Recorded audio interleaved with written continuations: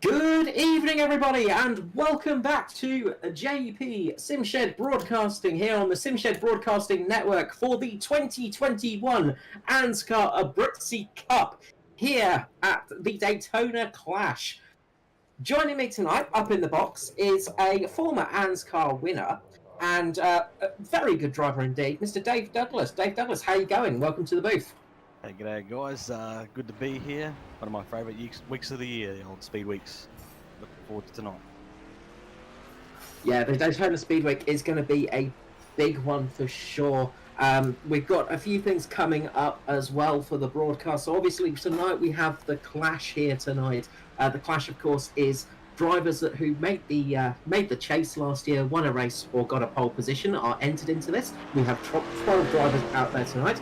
Then coming up over the next few days, Saturday we have the Duel, and that is the race for the race for the front rows basically, and that's going to be the top split racing, and that will be on 8 p.m. Saturday here on the Simshed Broadcasting Network. And then of course the big event is the Daytona 500 itself. Broadcast will be starting at 2:10 p.m. in the afternoon, and that's going to be a long one, 500 miles of Daytona. One heck of a race. Yeah, it certainly is, but it's the grand prize, I reckon, of the ANZCAR calendar, and that's one you want to win. That's why we do the full distance, and yeah, you put a big red circle around that one. Yeah, of course, it is such a big one to get the victory out of. If you can get the victory at Daytona, you're doing good. Of course, we have last year's Daytona winner, JCW, Joshua Carroll-Walden, out there tonight. He's going to be wanting to try and get a repeat of that 500 win, but getting those super speedway wins is always special. Yeah, definitely, and they're made even special because they're hard to get. If you can survive to at least halfway, even, you're in with a shot, but yeah, they're very hard to get.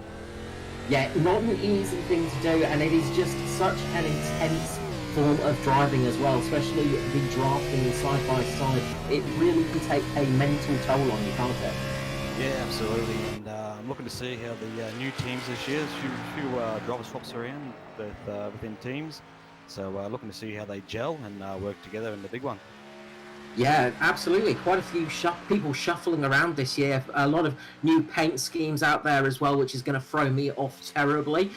Some of the big news, of course, is Hamish Gallagher joining Mitch Motorsport. That's a big deal there. Mitch Motorsport just adding to their team of all-stars, really. Hamish Gallagher just had an absolute breakout year last year. Yeah, he's definitely a talent, Hamish, and he just goes about his business quietly, as he did last year. And yeah, you saw it towards the end of the year. He was up the front, so good luck to him this year with those guys. I think he'll go a bit better even more this year. Yeah, it's going to be an exciting one. Of course, the other thing as well this year is we do have the Grand Slam running. So that's if you can get a win at 3 events, and that's Daytona 500, the Talladega race, the Charlotte 300, or the Darlington Throwback Round. Up for grabs is a Sportsman full aluminium rig, and that's the base of support, everything like that. So a really good prize there, manufactured and donated by Adam Rosell and Liam Ford. Kindly for that Grand Slam prize, if anyone can get it. That's a big thing to get, of course, and it's not just bragging rights and pride when you get those victories. There are some nice prizes as well this year. Yeah, absolutely. That sim rig, that's massive for the league, and I'm sure that's on the list for a few drivers this season. And the best part is it starts this weekend. Yeah, it's going to be exciting. We also have a new team out on the grid. Well, a couple of new teams actually. First up, Crank is out there, of course. Team that sort of formed from the ashes of the old Illusion team, of course. Chris Burnell back in ANZCAR with his good old friend Michael Skurlock. Going to be a few other drivers joining them as well. A good team, and it's going to be interesting to see how they knit together as well. And being a new team, of course, they're going to want to try and get a good start to the year too. Yeah, absolutely. Skurlock's always been quick, and we know Chris can drive anything with wheels on it. So those two guys with a few other guys in there, so far what I've seen this week, yeah, they're going to be a force to be reckoned with. Yeah, the virtual mentorsport mentor himself, really doing a good job last year, getting that all together and coming in with that team, and absolutely getting getting Scully in there is not a bad thing to do, because we saw last season he had some great results despite a bit of an up and down year for him. Quite a few changes in teams and running it out on his own as well. We also have the Narturi Autosport as well, which has got JCW, Joshua Carroll-Walden, and Jason Hartigan in it. And they're probably going to be one to watch tonight, especially Jason Hartigan. He is a bit of a road course specialist, Jason Hartigan. Yeah, well, JCW's got the form. He won the 500 last year as an oval side of things, and he's not too bad on the road course as well, but definitely Jason, he'd be one to watch tonight, I think. Yeah, Jason and Skurlock, they're going to be ones to keep an eye out there. There's a few good road races in the league, of course. These guys, they can race, they can turn right as well as left. They're not bad at doing that when they need to. But of course, the Clash is all about getting those bragging rights and getting the year started off just right for yourself. It's such a good feeling to get a win under your belt first time out, isn't it? Yeah, absolutely. But it's going to be a tough one. Just been keeping an eye on practice. A lot of lockups, a lot of spins, a lot of off tracks. So yeah, it's not going to come easy. So they're going to have their A game on to win this one tonight. Yeah, for sure. It's a tricky track as well, the road course here at Daytona. It's not an easy one to drive, of course. And with that extra little chicane that you have across the start-finish straight, that can really throw you out, can't it? Yeah, there's some big curbs there, so they can definitely upset the car. So you need to be on it, but you'll use them to be fast as well. So yeah, looking forward to this one tonight. Yeah, it's important to get it right going through there, but it can be very tight as well. Of course, they will be starting in their championship positions, so we will be getting the start grid lining up as we go. So let's just get that up there. So starting on front row, of course, is the champion himself, car 53, Mr. Edward Foster, taking his first ANZCAR championship last year. Next to Jason Martin, of course, second place. Hamish Gallagher in third with Michael Skurlock fourth. Fifth place is Danny G with Jason Hartigan in sixth. Seventh is Josh Mickelmore with Stephen Williams in eighth. Ninth place is Norman Clark with Matt Hunter 10th. 11th is JCW with Neil Pearson at the back. Of course, this race open to drivers who got a victory pole position last year or were in the chase. So some real talented guys out there tonight. It's going to be a really scintillating race. Yeah, absolutely. The champ is in the house and he's in the box seat in this one, starting off the pole. Yeah, probably where you want to start off on this one is on the pole. These road races can be tricky, of course. You don't get those full course cautions. You don't have the same running as an oval, of course. It is a very different style of racing. Also, having that little bit of a buffer with himself, Jason Martin, Hamish Gallagher there, all three do have some good road course experience, but they're just keeping guys like Jason Hartigan and Michael Skurlock back a little bit. So might give them a chance to run away a little bit at the start, and hopefully we'll see some good racing here as you see Danny G just clipping the curb as he comes through, getting ready to start this race. We'll be going green very shortly for the first time in 2021. We go green and away we go for the ANZCAR Abruzzi Cup. Jason Martin's got a bad start there. He must be in probably third, possibly there. And Skurlock's got the inside down into turn one here. And Martin slots back in fourth. Yeah, really bogged down at the start there, Jason Martin. Good start as well. Norman Clark just running up the inside. Stephen Williams has just got a little bit wide, just going across the grass in the background. But Foster has managed to keep the lead at the moment. Hamish Gallagher just behind him with Michael Skurlock. Jason Martin runs a bit wide, and he's just given the position to Jason Hartigan, who's just taken that from Jason Martin. Really, really good starts there for a couple of them. A bit of a terrible start for Jason Martin as he locks up his brakes, takes out a few cones. Not the start that Jason Martin would have wanted for this season. Yeah, no, definitely not. He seems to be struggling. Could be just the cold tyres, so hopefully he gets himself into a groove here, and I'm sure he'll come good. But he's got his teammate Danny G behind him now, and we'll see if he puts up much of a fight for him.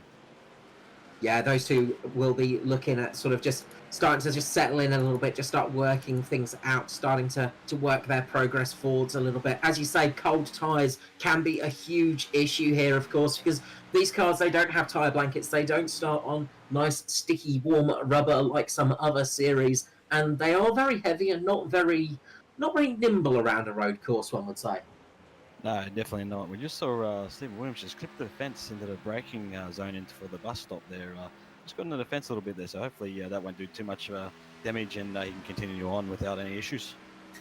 Yeah, big bit of damage to that right front of the car. A little bit of fender bending there, and that's going to need to get hammered out a little bit for the 500, of course.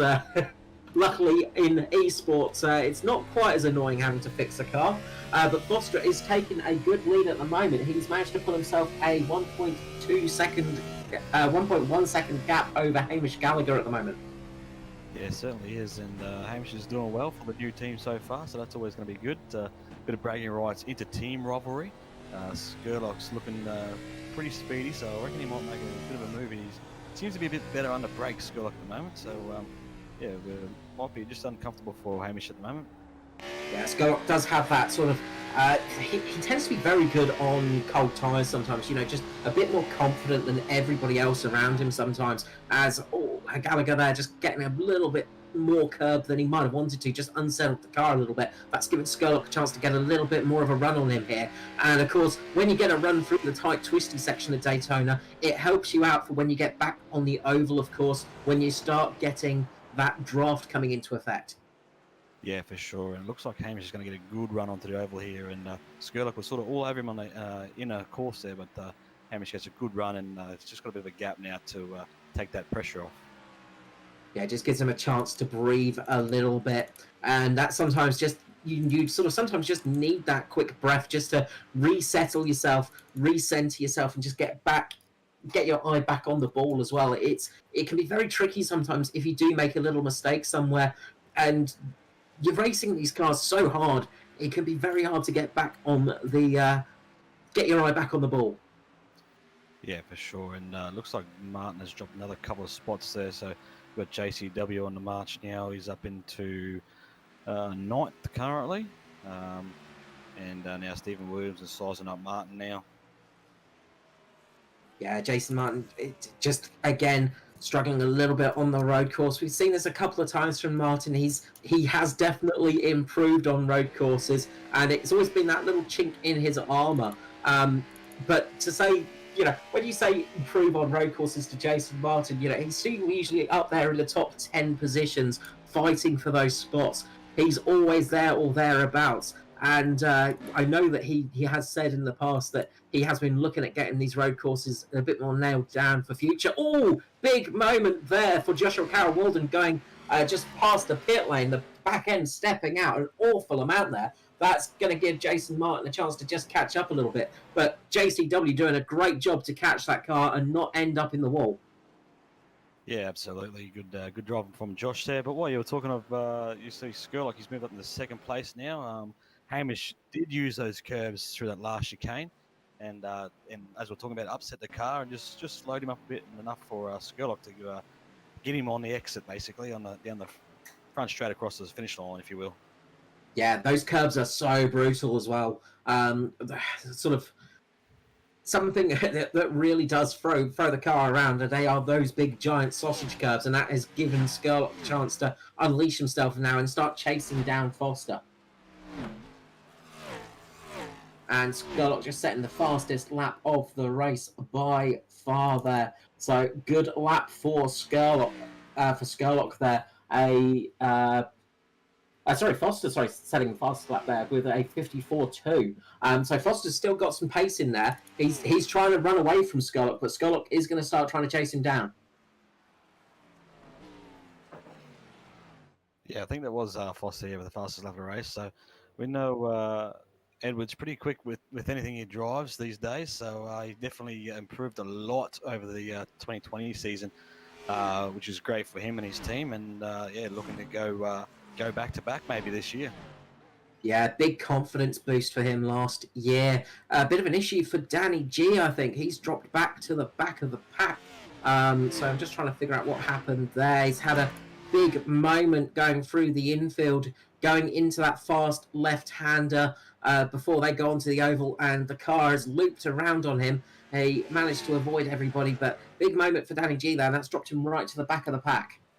Yeah, that's unfortunate because unlike the real-life event, I don't believe we have a competition caution here, whereas in the real life one, I think they're on lap 15. So unfortunate for Danny G, he's just going to have to drive the wheels off it and hope he can claw something back. Yeah, really drive it like he stole it. I think that's his best option. But up the front, the battle is starting to heat up. Foster still setting good lap times, but that last time round, Skurlock was faster. So Skurlock is starting to catch up on Foster now. You can see the gap visibly closing. Less than a second between those two now. And that's going to give Skurlock the chance to just close up a little bit on these faster oval sections. And we have said he's very good under brakes as well. Yeah, and actually, speaking of lap times, it was a full second faster, the 350 of Skurlock on that last lap. So might have been a small mistake from Edward. At the moment, he looks like he's just holding his own with that gap. So we'll see if that gap comes down this time by. Yeah, it's keeping an eye on those lap times. Relatively close together up at the front. Down to Neil Pearson in 5th. You can see all those cars sort of in the same picture when we go to our wider cameras. So still all to play up the front there. There is a very close field. Good to see on a road course like this. A small mistake is really going to cost you at the moment. Yeah, it doesn't take much. And as I said before, there's no yellows here. Sometimes you can have someone actually a live marshal. We don't have that in this race.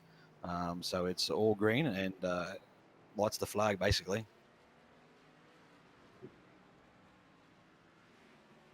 So we just check the lap times for the leaders again here. So Skurlock did a 156 flat, and for Edward was a 156 flat as well. So very, very tight, not much in it. Probably 3 100ths of a second in it. So going even at the front. These boys are going hard and at the top of the game. Yeah, absolutely nothing between them at the moment. It is starting to really get a bit juicy up here at the front. Also juicy just behind them with Hamish Gallagher, Hartigan and Pearson as well. Those three are so close together. They're within spitting distance, but Pearson is putting pressure on Jason Hartigan at the moment. He's really starting to turn the screws a bit on Hartigan, trying to force him into a slight mistake, trying to force him to try and cover off the corners and put the car in a slightly off position, making sure he's got some good positioning for that car as well. Obviously, road courses like this, you got to try and force your opponent to sort of try and sit on the less optimal part of the track, and that can give you the advantage. Yeah, exactly. With long straights, basically you want to get the best run off the curbs, off the corners as much as you can on these long straights. If you're even 5k slower, the other car's going to capitalise on that. As we can see, Hartigan is actually catching Hamish in front of him at the moment, so he's looking to the outside of Hamish right now. Neil Pearson is just in behind there, having a watching brief as they go through the final chicane, and we stay status quo for now. But yeah, Hamish might have been struggling this lap just a little bit there, and Hartigan's found a bit of a groove. So pretty close up here down into turn one. It's not going to look down the inside. Hard to do down there as it just keeps going and going to the left, and the left just tightens up. So he'll probably look to have a crack down at the inner loop, I'd say. Yeah, that first corner is very hard to pass on here. Of course, we had the 12-hour recently, and Pearson making the move actually. Yeah. Now it just goes down in contact between Pearson and Hartigan. Just that little bit of rubbing there, side by side, but that's given Neil Pearson the chance to get past Hartigan there. Hard move, but you got to say, nice move as well for Neil Pearson, getting that position on Jason Hartigan. Yeah, absolutely. And Hartigan's having a look up the inside. So we're just watching the replay, and the boys are actually slowing each other up. So we're looking at Pearson down the inside on the replay there, just giving the old hip and shoulder dive, bonded in there, and Hartigan saw him coming and opened up the steering, luckily, in side-to-side contact. And just as we come back onto the oval, Hartigan was just pushing his nose up on Pearson there, trying to force Pearson to cover, and he did go deep. But Hartigan could not take advantage of it that time round. So really applying the pressure there, those two, but good racing between them both. That is what we like to see. You can see that Jason Hartigan he really had the bit between his teeth now. He wants to get back past Pearson and get onto the tail of Hamish Gallagher. Yeah, absolutely. And Hartigan won't see the funny side of it or the exciting side of it for us, but it is hard racing. Not ideal to make contact, but at the end of the day, there was no sort of harm, no foul, no harm there, and they continued on. But Hardigan will, as you said, got the bit between his teeth trying to get back up and put that move. But actually, Pearson's actually had a quick look at Hamish down there at the last chicane there. Couldn't quite get it done and slowed him up on the exit. So Hardigan might have a look down at turn 1 here.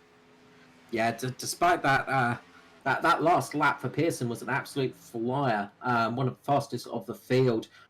So he's got some pace in that car. Now it's starting to go between Foster and Skurlock again. Foster is just a little bit slower than Skurlock this time round. So he's starting to catch up to them.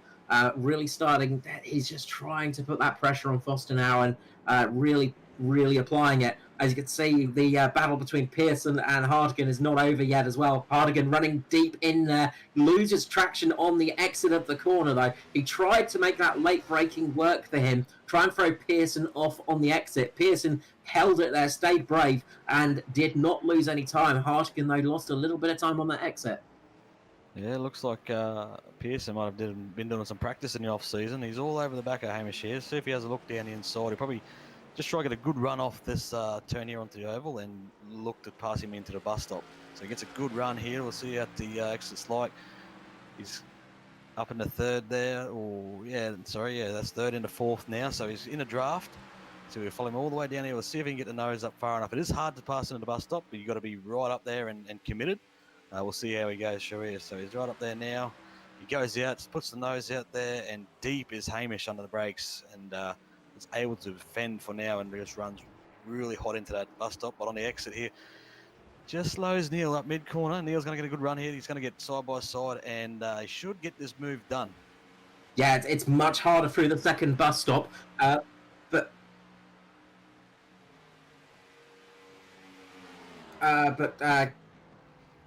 something could be an issue with Gallagher's car. I know there's a little bit, like the off line here is a bit dirty, so what might have been smoke could be a bit of dust as well. So hopefully all's good with Gallagher, but yeah, very dusty off line here up on that top groove.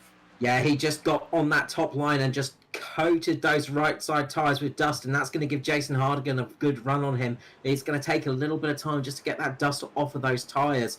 And he compromised himself mid-corner through the bus stop, and that's what gave Pearson the chance to get through. He lost that bit of speed just for that late braking, of course, and that's what Pearson was looking for. Back up at the front, Skurlock with an armful of opposite lock this time round, really trying to put the pressure on Foster. Yeah, these two are having a great race up front. No one's blinked. No one's made a mistake here. If they have, they've been minimal enough, not enough to cost them too much time, and they've sort of evened out. But what's the lap times on the last? 156.9 for Skurlock, and for Edwards 157.2. So, yeah, fair bit slower than Skurlock. So Skurlock's got the pressure on here. He's got the eyes forward. Oh, gets a bit loose coming off the exit there, but yeah, it's going to affect his run down his back straight. So for now, Edward lives. Yeah, the hard charger at the moment is Pearson, who is catching these guys. Last time round, he set the fastest lap of the field with a 156.95, so just a little bit faster than Skurley on that lap. But with Foster going a little bit slower, that's going to help Pearson start catching up. And this could be good news for Foster. If Pearson can catch up to the back of Skurlock, it's going to start applying pressure to him and could let Foster off the leash a little bit, give him a chance for a bit of breather. As behind Pearson, Hamish Gallagher and Jason Hardigan are still battling, but Hamish Gallagher's got the position at the moment. A little bit further down the field, things are spread out a little bit. Jason Martin is holding off Norman Clark. Danny G is down there in 11th with Matt Hunter in 12th position at the moment. Stephen Williams has got a bit of a gap towards Jason Martin. Joshua Carroll-Walden and Josh Micklemore sort of running alone at the moment. But those guys are still battling it out between Gallagher and Hardigan. Yeah. Big move down the inside for Hardigan down into turn 1. He's going to get that job done. Yeah, really nice job there by Hardigan. And that's all from that mid-corner, I think, for Hamish Gallagher. He really chewed a bit of that curb. He took a bit too much curb in that corner, and that cost him that speed on that little bit of oval. Will he be able to get the brakes on this one? Very late braking. You can see the brake rotors glowing there. He had the rear wheels locked up there, bit of wheel hop down into that turn, and just got it pulled up. I think his foot would have been through the firewall there. It was he was pressing hard on that brake pedal. And going back to a replay here of Norman Clark on Jason Martin. Looks like he's about to pull a move down the inside turn 1 by looks of it, and Jason just opens the steering up here and doesn't put much of a fight. So nice straightforward move for Norman Clark up another position. Yeah, nice job there from Norman getting up that position. Now Jason Martin's battling with his teammate Danny G. Those guys having a little fight down towards the sort of the lower end of the field. But they're still keeping up there, still keeping in this one. Of course, now becomes the thing. We're on lap 9 currently of this race. Is how's everybody going to do with the car? Are people going to start getting a little bit tight on fuel towards the end of this race? Do you reckon, Dave? Yeah, I don't have the answer for that one, unfortunately.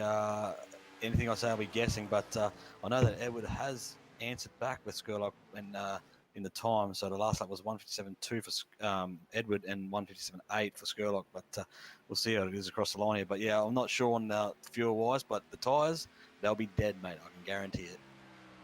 Yeah, that's it. The tyres do not like this road course much.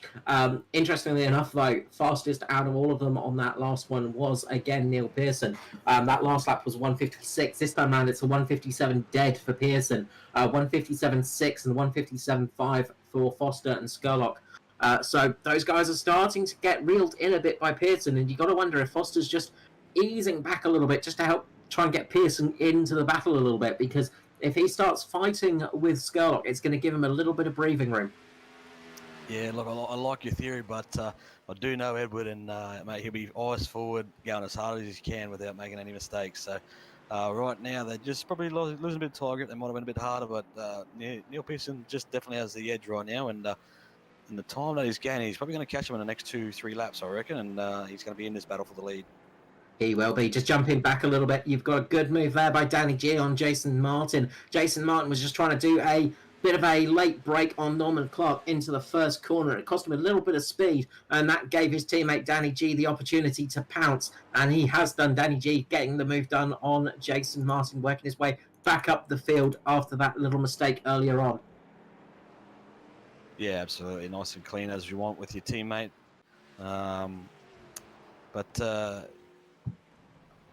Just going through the field just to see where everyone's at. Now you see Matt Hunter, he's rolling around in 12th, but him to be in this race is a big feat in itself. So he's one of the ANZCAR admins. He does a lot of work behind the scenes, and yeah, he puts in a lot of time and shows up every week, and he's earned his spot in tonight's race. You can't just enter this race, you have to earn your spot in this race, and he's done that last season. Indeed.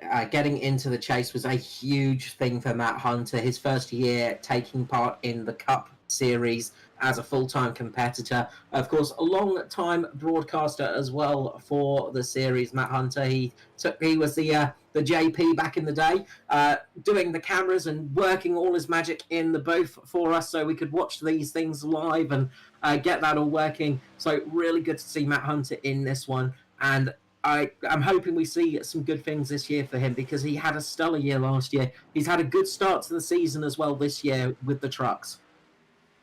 Yeah, absolutely. Hopefully he has another good cracking season this year and he can back it up. But looking at the front again, I think we got Pearson. He's closed that gap a bit more. He was 2.9 seconds behind. Now he's only 1.9. So he's closed a second up, and the boys up front are a lot tighter. So Skurlock's right on the hammer of Edward at the moment, the champ, who is coming under a bit of pressure here. So we'll see how this eventuates once Pearson gets up there. Yeah, Pearson took almost a second out of him last time round. Edward a bit wide there. Edward a little bit wide, Skurlock a little bit tight there, and that's going to help. That's going to help Pearson out immensely. They've got opposite battles here. Edward had a lot of push, and Skurlock had a lot of oversteers. So they've swapping both ends of the car. A perfect example there, really, of oversteer and understeer in the same corner for two different cars. And that could absolutely be a big thing with tyres as well. Is the tyres could be starting to just fall off a little bit for these guys. As we're just jumping back to Joshua Carroll Walden, who's had a big moment spinning it in the third corner. Just up, gassed it up again.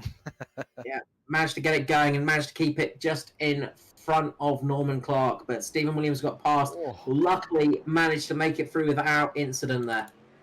Pearson's all over the back of Skurlock now on the exit of turn. I don't know what turn it is, but it's their last chicane. So he's going to be looking to make a move down here. Let's see if Skurlock defends down into 1. Yeah, it's a brave move right here, and Pearson looks to have it. Skurlock's going to have to go wide, and that's going to give Pearson the opportunity. Really, really nice move there from Neil Pearson. That was a very, very brave move as well. Going into that corner, you really need to trust the other guy as well. Yeah, very textbook move there, and Skurlock saw him coming, and he's a smart man. He'll fight when he needs to fight. Right now, he just needs to conserve and see if he can look up them tyres and go with Pearson here and see if they can get onto Edward.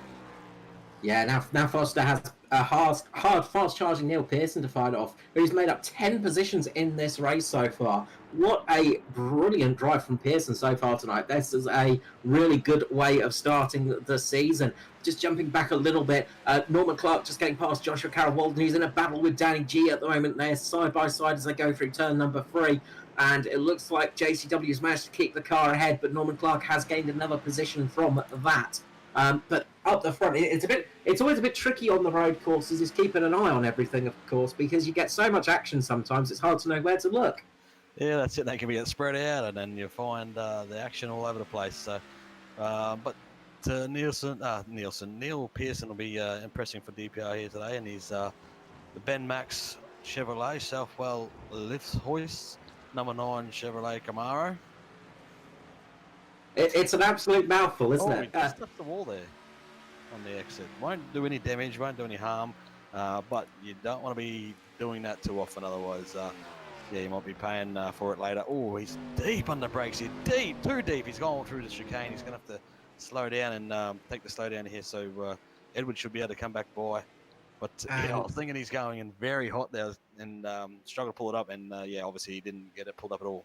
No, and that's going to give Skurlock a chance to get past again. Yeah, yep, that is a brilliant news for Skurlock, but I think it's also brilliant news for Foster, because this has just given him a little bit of a chance to again take a bit of a breath, have a bit of a breathing room, because he's now got about a second gap between himself and Skurlock, and we've seen how fast charging Pearson is tonight. You have to wonder though, with that little tap on the wall, did it just unsettle the car a little bit? Did it just change the feeling of the braking maybe for him? Just throw him off a little bit there. And as sometimes can happen when you're racing, is you take those little moments and it can just really throw you out a tiny bit and cost you for the next corner. Yeah, it might have just grabbed his attention. I'm just having a look at the speed difference going there, because he was covering a fair bit different. So it was 184 for Pearson and 143 for Edwards. So 40k difference, and yeah, obviously he was never going to get that pulled up. No, you need some special brakes for that one. You need some super special brakes and possibly a parachute to get that stopped. It makes it much, much harder. Just behind him, you've got Jason Hardigan, though. He's still trying to catch up to them. Last lap round, he was the fastest out of the lead drivers. He's got 7 seconds to make up on these guys as we hit lap 13 now. Foster leading, Skurlock, Neil Pearson in 3rd, Jason Hardigan 4th, Hamish Gallagher 5th, Josh Mickelmore there in 6th, having a bit of a lonely race at the moment. Stephen Williams in 7th, just getting caught up to by Norman Clark, Joshua Carroll-Walden, Danny G and Jason Martin, with Matt Hunter just at the tail end of the field, just hanging back there, not pushing too hard, just keeping the car nice and clean, just looking to make a move on anyone that makes a mistake. But yeah, Pearson's got another good drive on Skurlock this time round. Yeah, I was just watching those guys at the back to tighten up there, but their lap times here for the leaders, though, is not coming up on my screen, unfortunately. So maybe you got an off track. It's not. So yeah, I'm hearing by our whatever you call him, that they're all very close. We can call him whatever we like if he's not on the broadcast, but usually we just go with JP. Yeah, there's a name. The director, I don't know. We'll call it the director or JP. There you go. The executive producer. Make him feel good about himself. There you go. Yeah, so Evan was a 58-1, Skurlock a 58-1 also, and I think I heard Pearson was a 50 flat, so very tight. Yeah, very close between those guys. They are really they're just trading pace constantly, those three. And they just dropped Jason Hardigan a little bit. He's trying to claw his way back onto this group of cars. But he's sort of holding his pace at the moment. Jason Hardigan is sort of running his own pace. He's not really pushing the car as hard as some of the others. And you just have to wonder if maybe he's thinking a little bit longer term in this race. If he's just running to fuel numbers or something like that, because it could come down to the wire here with fuel. From what I recall and what I remember on this track, it's a bit of a fuel hungry track for these cup cars. Yeah, definitely. Not sure. And just up the front, Skurlock has run wide, and this has given Neil Pearson the chance to get past again. Skurlock just going really high up the banking there and just getting onto the dirt, and that's given Pearson the opportunity to get through there. Almost Skurlock just letting him through there almost. Wasn't really much of a fight there.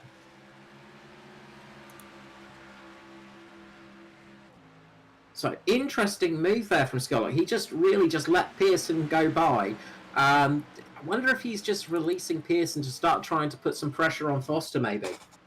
Yeah, I'm not sure. It's a bit odd. He might have just pushed a bit wide there. I'm just jumping on board to see if I can, just to see if he's trying to fuel save or anything. So you got to remember fuel as well. I don't know the numbers myself, but I'm sure these guys will be keeping an eye on that. But he doesn't seem to be saving it at all. Or he's got a lot of wheel spin, I can tell you that much. So it could be a bit of tyres involved.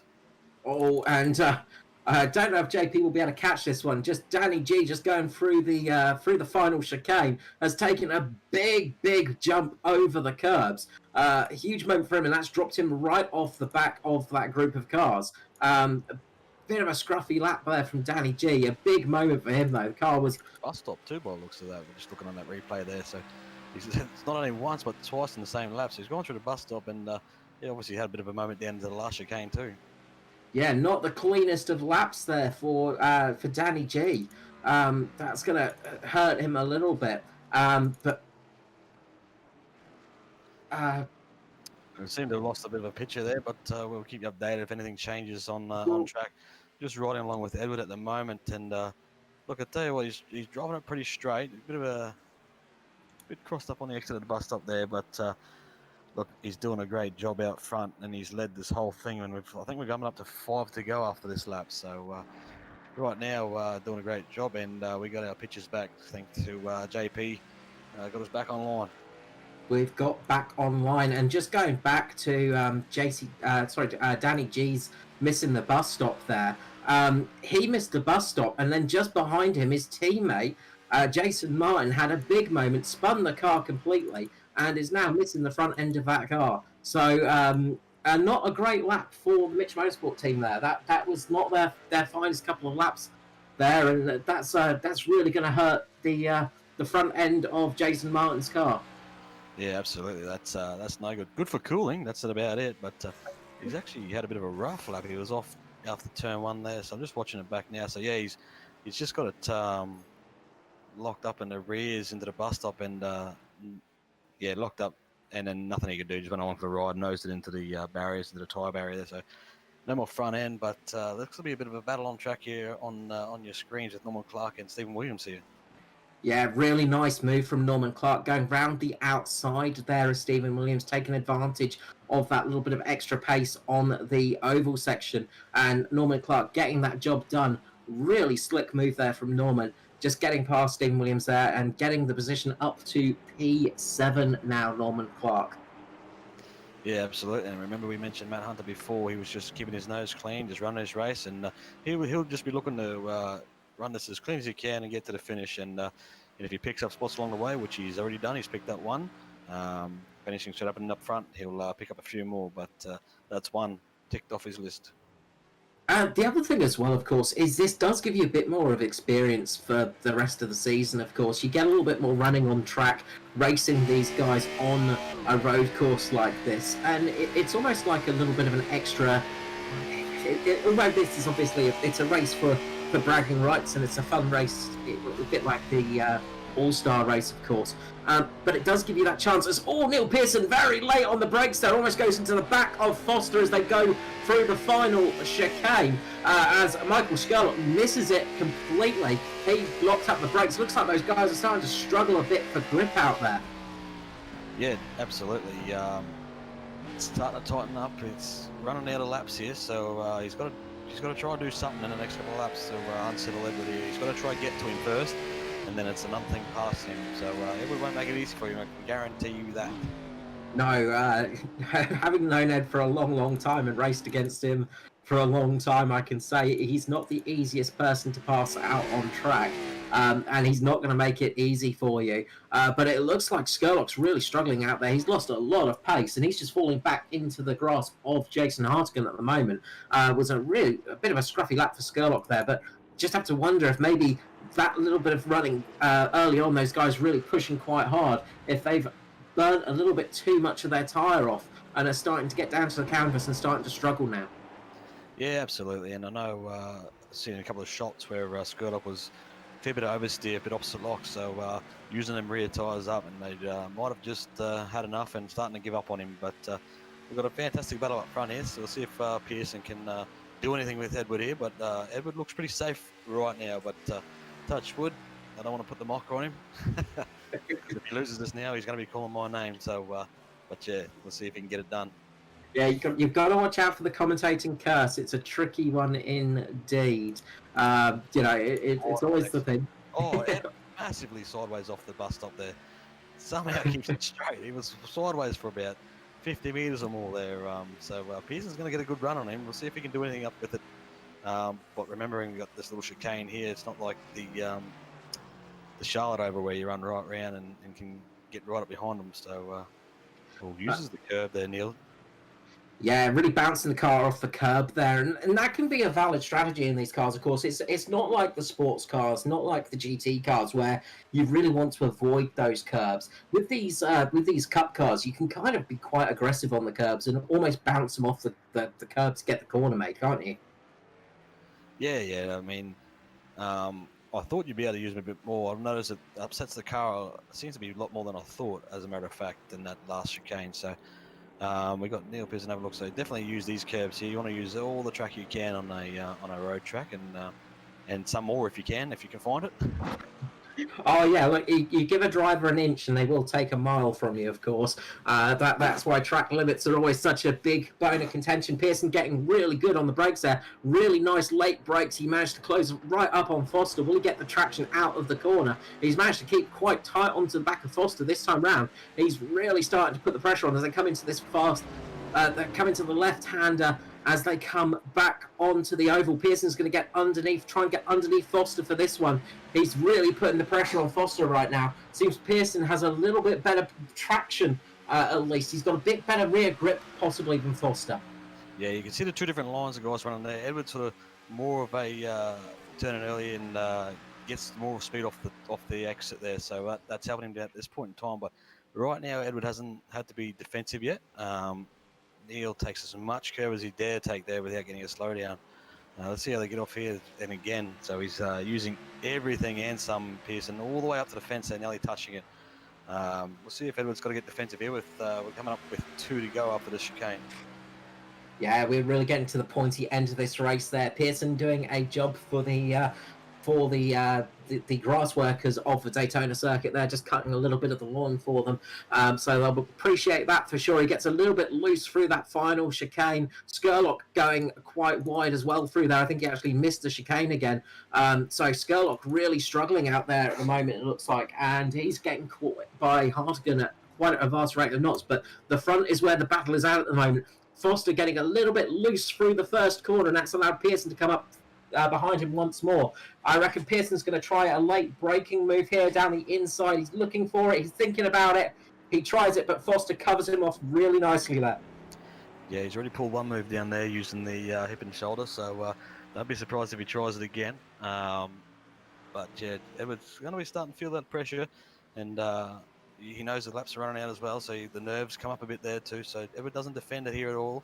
He's not worried about this turn. He just turns in as his normal line there. He's right up behind him, Pearson, almost touching the rear bumper of that 53 Goodyear vehicle. Yeah, new paint scheme, of course, this year for Foster. A little bit different from last year. Very pretty looking paint scheme. Pearson, very locked up. Sorry, just as a cutaway there, he just locked the rears up. Looked like he's sitting in there sideways. Be a bit of a rear entry for MotoGP style for Pearson. Yeah, he had a big moment there, and he just lost a little bit of time off of Foster that time. Just about half, quarter of a second of time there, and that's just giving Foster again a little bit of leeway. Just let him off that noose again. But Pearson's going to brake late again. We've seen he's very good under the brakes, very good at that late braking, very good at also getting this chicane as straight as possible too. Yeah, it's been crossed up there. So does Edward as well, but a little later in the turn. So he gets that gap away. Pearson, right at the critical moment where he's about to hit the gas, just got a bit crossed up, had to get out of it and reset the throttle. As we come across the line, the white flag will be waving shortly. And yeah, Foster's really going to have to put some defensive moves on Pearson, because Pearson looks to have some speed at the moment. Yeah, that's up here taking a white enough. We've got a sponsor for the white flag, but the ANZCAR white flag is out. One more to run. The hybrid racing solutions white flag is out.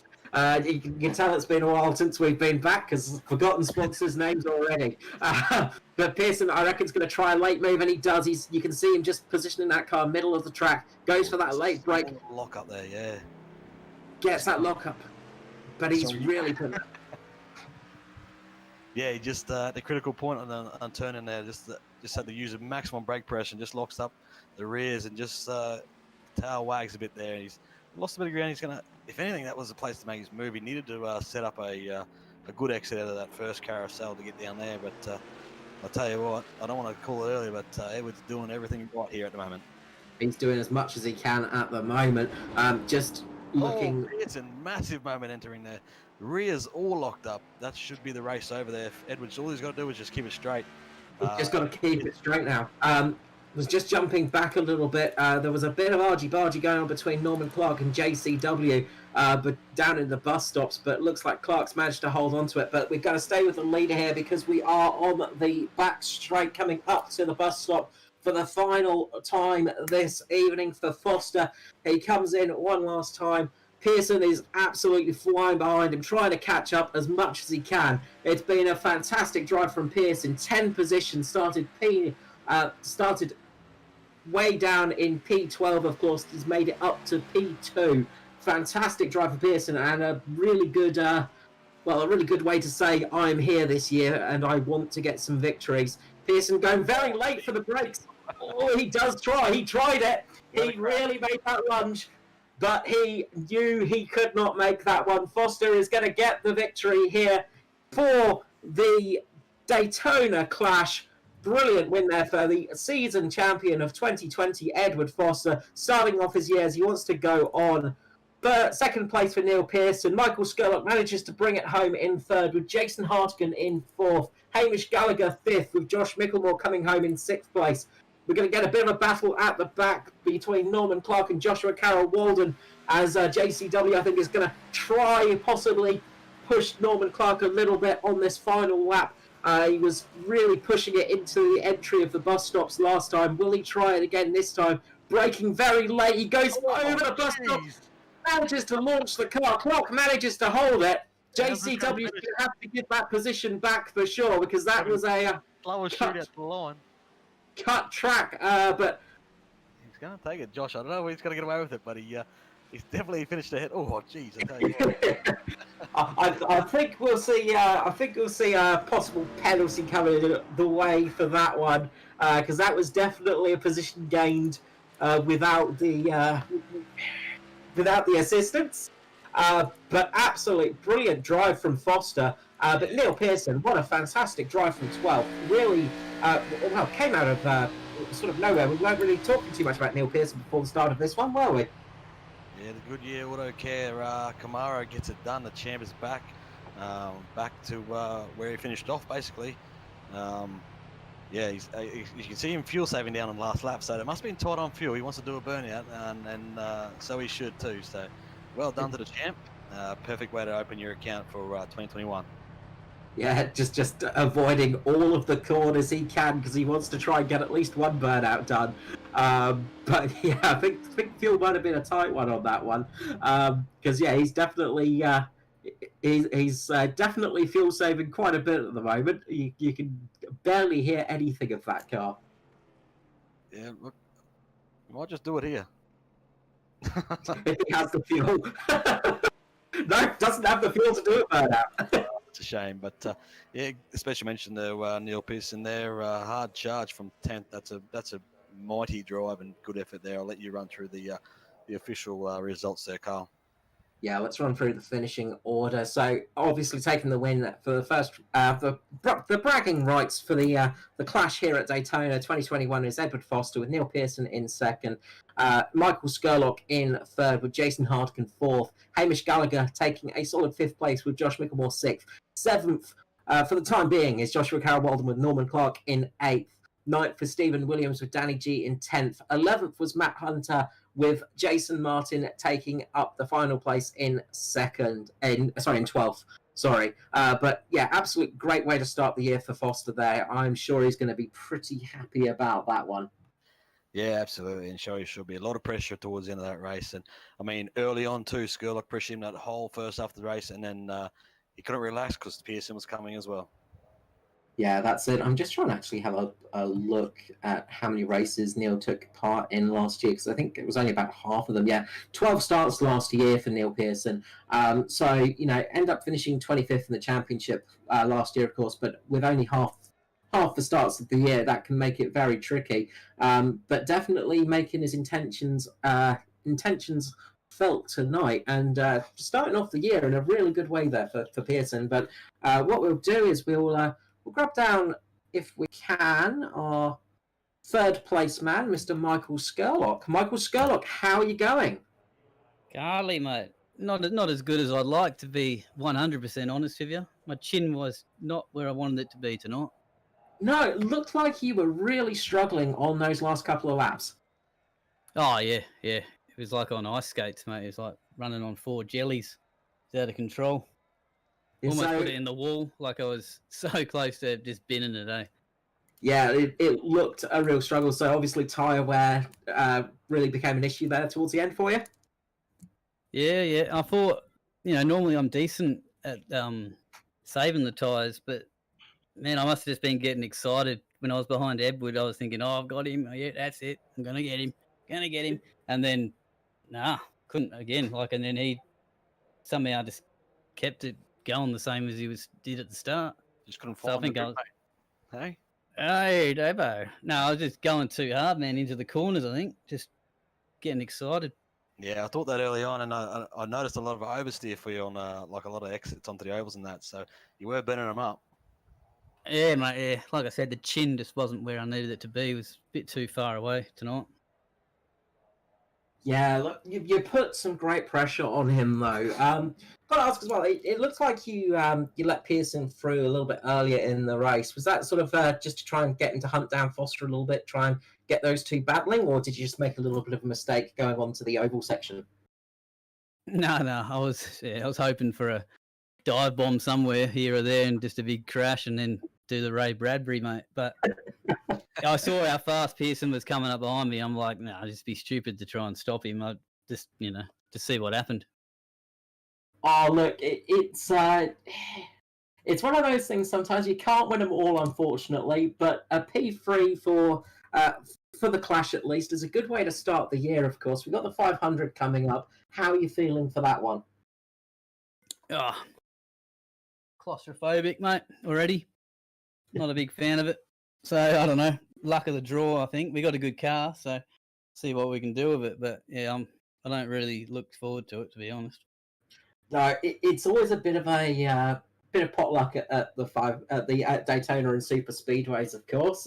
You never know who's going to get up there in the top 5 positions. It could be anybody. I know someone who got the top 5. Yeah, someone got top 4 finish in the trucks, I think. Uncle Carl, mate. Uncle Carl was up there. Top 5 trucks on Tuesday night. I think it was Monday night. Monday night, yeah. I said I wouldn't mention it too much, but you brought it up, so obviously you must be happy as well with getting a good start for the Crank team as well, though, getting the podium on the first race. Yeah, mate. Yep. As long as I get in here, I'm happy. I was Well, just gonna say, as you said, just said Crank. Yeah. So I just want to thank Crank Esports for bringing us on, and Virtual Motorsport Mentor and iRace Designs, and you guys, and so I don't know, forgot someone else. I can't remember 'em. it will come to you. Oh no, I was eventually. going to say well done, well done to Edward for driving like that. Like, you know what I mean? He's not meant to be the good road racer, but he's starting to think he might be the guy to beat from now on. Yeah, And obviously Neil was doing well. I agree, mate. Yeah, those boys definitely showed up tonight. Yeah. All those years of sandbagging have paid off for him. So congratulations on that, P3 Scully, and I hope we'll see you back up in the booth soon. It's always a pleasure to have you up here. Thanks, boys. Cheers. Michael Scarlock there for Crank Esports getting the P3. Next up, we will grab Neil Pearson. Neil Pearson, Hello. how are you going? Welcome to the booth. Not bad. I was expecting an interview. I Yeah, just came to chat with the guys, and here I am. Yeah. well, it's nice to have you up here. I think from memory, this is the first time we've had you up in the booth, of course. DPR driver, of course, getting a very good finish there. Second place, starting out 12th, getting second. What an absolute brilliant drive. Ah, thank you. Yeah, it was good. I just managed to save the tires, and that was it. So, Yeah. Oh, the secret to success is tyre saving there by the end of it. Definitely paid off for you. Those guys Yeah. at the front were racing pretty hard, and when you started catching them, you really had some good pace out there. Some really good late braking moves as well, obviously. You felt pretty comfortable out there on the brakes tonight. yeah, I do a lot of road racing, so braking into corners and stuff is a little bit more comes to me a bit better than the oval stuff does, because it's been a while since I've done a lot of oval. So yeah, I just put in some practice laps and got where I was comfortable, and I noticed I made a lot of time up on everyone through the bus stop. They were taking a bit of a wider line for some reason, Yeah, and I noticed that. yeah, and I was just using a lot more curb and taking a lot more track and getting away with it there. You could see that on the last few laps, actually. Yeah. yeah. I mean, you don't get a 1x or anything being in there, so you know, it's like, why not take it? Talk us through the last lap where you lost the rears just before you come back on the oval. Did you think it was all gone? And then you actually made a big effort, one last effort into the last chicane. Yeah, I just messed up, just got some wheel hop and away, you know, just lost all that space. I think maybe if I'd have been a bit closer, I could have had a bit of a proper lunge into the final chicane, but as I was so far back, I just braked, and yeah, I was like, oh. But it is what it is. I mean, you know, you don't want to turn a guy. I don't want to do what happened in the real NASCAR clash, so don't want to give it to the third place guy. So Yeah, no, that's understandable. But yeah, well done on a good race, mate. Hard fought and hard charge as well from 10th on the grid. yeah, thanks. It was good. I had a good start. I managed to go through like 3 wide and on the start, and just managed to jump everyone and got up to a spot where I could just do my thing.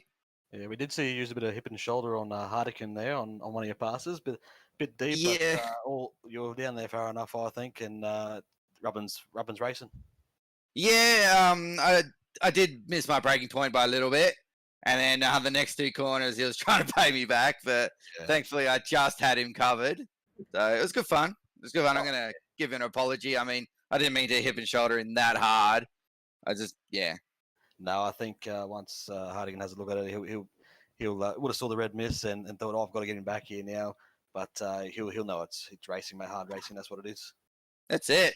It's what these cars are about. You know, especially the road courses. It's all about bumping and whatnot. So it's what makes it so popular on the road. So just before we let you go, just a quick question as well. Are we going to be seeing you a bit more for the Cup races this year, Neil? I'm going to give Daytona a go, but I don't know about the other stuff because daylight savings. I had to leave work 2 hours early to get this one. So daylight savings just kills it. Like, I think the races will probably start when I'm just finishing work. So which is a bit unfortunate being West Australian and daylight savings. I think there needs to go a petition where they make daylight savings for everyone or no one. But in the winter, Yeah, in the winter, I might. I think I've got an hour before the race starts, and I can give it a go. So, Well, we hope to see you back for some more races this year. We hope to see you getting some good finishes again as well. Before we let you go, of course, anyone you'd like to give a shout out to tonight? yeah, obviously simrigs.com for their wonderful sim rigs. We got Southwell Lifts and Hoists, Ben Max Mechanical, BetSmart Racing Services, and NP Designs, i.e. myself for my awesome paint schemes. If I don't want to say, might want to say. But Oh, look, if you can't pat your back on yourself on the back, who can you pat? exactly right. Exactly right. Congratulations on that, P2, and thanks for giving us such an awesome race, and hopefully we'll catch you later in the seal, Neil. Good luck with the 500 as well. Yeah, no worries. I'll see you guys Sunday afternoon. See you then. Bye-bye. See you, mate. Okay, next up, we will grab for the JP Simshed team, Mr. Edward Foster, of course. The champion of 2020 and starting off 2021, as I'm sure he means to go on. Edward Foster, welcome to the booth. Thank you very much.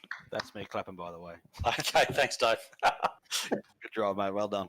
Thank you. Well, you sort of led that from start to finish there. You made it look easy, but it definitely wasn't, was it? No, look, it was difficult. It was mainly a case of just making sure that the tyres got all the way through. We were marginal on fuel anyway, but we had around about a lap and a half to the good.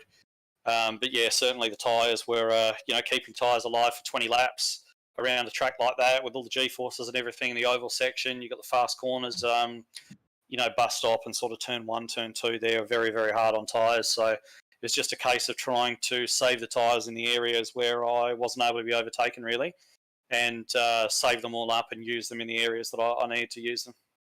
Yeah, we saw some brilliant defensive driving there as well, especially as you were going through the corners. You just looked like you were just holding that line and not really putting too much effort into over defending, of course, but just keeping the car nice mid corner so nobody could really get past you. Of course, you must be pretty happy with getting a win right out the box, of course, here at the Clash. And of course, getting a win on the road course as well must be extra good feeling for you. Yeah, well, I mean, it's one of those things where, as far as the lead up into the season we've had this time round, it's been a little bit sort of tumultuous and difficult. There's been a lot of sort of stuff going on. So really nice to be able to come out and get a win first up, punch my ticket to the All-Star race really early.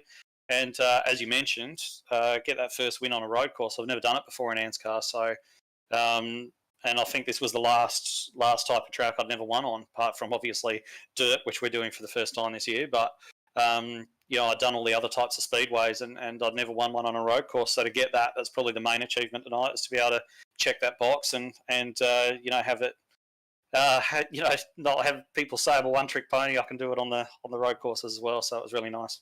I was going to say, get out from your brother's shadow of the road course shadow. It'll be a long time before I get out from under his shadow on the road courses, mate. But Look, it's just really good. It's a really good way to kick off the season, and it's a nice little warm up race. Nothing on the line, so you can just relax and focus on what you need to do without all the added pressure of points and various bits and pieces and all the rest of it. So yeah, it was good. It was good. Looking forward to getting the rest of the weekend over and done, and then we can get on into the season. Yeah, obviously, it must be a bit of a different feeling for you this year, of course, coming in as the champion, of course. Do you feel a bit more pressure this season, obviously, having a title to defend, or do you feel the pressure has lifted a bit now you've got that out of the way, you've got that championship done? More pressure or less pressure for you this year, do you feel? Definitely less.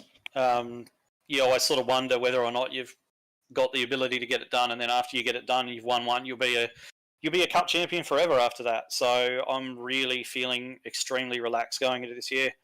I know now how to win races, and I also know that if I'm not winning races, exactly the process that I have to follow for myself to get back to the point where I am again. So I really feel as though I've got nothing to worry about, and things are under my control. I'm not saying that by any stretch that I'm going to win it again. I've got no idea what's going to turn out, but I do know that how to get the best out of myself, and if that's good enough at the end of the day, then I'll be champion again. If it's not good enough and somebody else does a better job, then you tip your hat to them and say too good. No, you heard it here first, folks. The champ is relaxed for 2021.